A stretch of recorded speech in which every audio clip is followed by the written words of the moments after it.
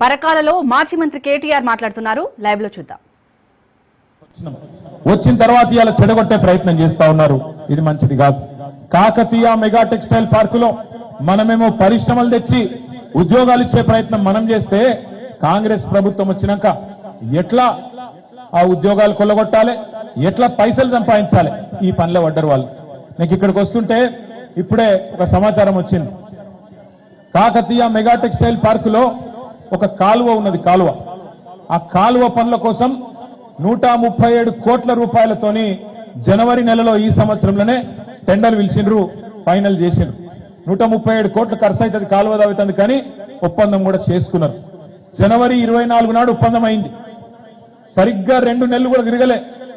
మార్చి 22 నాడు ఆ ఒప్పందం రద్దు చేసి దీనికి 137 కాదు, దీనికి 297 కోట్లు కావాలని చెప్పి 160 కోట్లు పెంచి కాలువ దవ్వలే, తట్టడు మట్టి తీయలే, ఒక్క ఇటుక వేర్వలే. ఇదే ప్రభుత్వం, అదే ఇంజనీర్లు, అదే మంత్రి, అదే ఎమ్మెల్యే జనవరిలో 137 కోట్లు, మార్చికి వచ్చే వరకు 297 కోట్లు, అంటే దగ్గర దగ్గర 300 కోట్లు. అంటే పెంచిన మొత్తం ఎంత? 160 కోట్లు పెంచి అందులో ఇవాళ డబ్బులు దొబ్బే ప్రయత్నం ఈ జిల్లాలో ఉండే మంత్రులు, ఈ జిల్లాలో ఉండే కాంగ్రెస్ ఎమ్మెల్యేలు చేస్తున్నారనే మాట నేను మీకు చెప్తా ఉన్నా. మనమేమో పార్కు కట్టి ఉద్యోగాలు ఇవ్వాలి, పార్కు కట్టి ప్రజలకు మేలు చేయాలని మనం చూస్తే అదే పార్కులో ఒక మూలకెళ్ళిపోయే కాలువల 170 కోట్లు 160 కోట్లు దండుకునే ప్రయత్నం ఈ దండుపాలెం బ్యాచ్ ఇక్కడ ఉన్న వాళ్ళు చేస్తున్నారు అనే మాట కాంగ్రెస్ వాళ్ళు నేను మీకు విజ్ఞప్తి చేస్తా ఉన్నా. మనం కనుక జాగ్రత్తగా లేకపోతే, అడగకపోతే, నిలదీయకపోతే, తప్పకుండా ప్రశ్నించకపోతే మరి ఈ దోపిడీ ఆగది. నేను శాసనసభలో, శాసన మండలిలో రాబోయే రోజుల్లో ఈ అంశాన్ని తప్పకుండా మేము లేవనెత్తుతాం.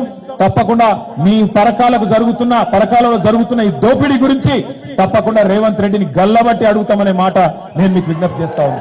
అట్లాగే మీరు చెప్పిండ్రు ఇప్పుడు మంచి మాట. ఇక్కడ ఎవరికైతే శిక్షణ వచ్చిందో, ఇప్పుడు ఇక్కడ శిక్షణ పొందుతున్న ఆడబిడ్డలు ఉన్నారో మీ అందరికీ అదే పరిశ్రమలో మీకోసం పెట్టిందే. మరి మీకోసం తప్పకుండా అక్కడ ఉద్యోగాలు వచ్చేటట్టు చేసే బాధ్యత కూడా మేము తీసుకుంటాం.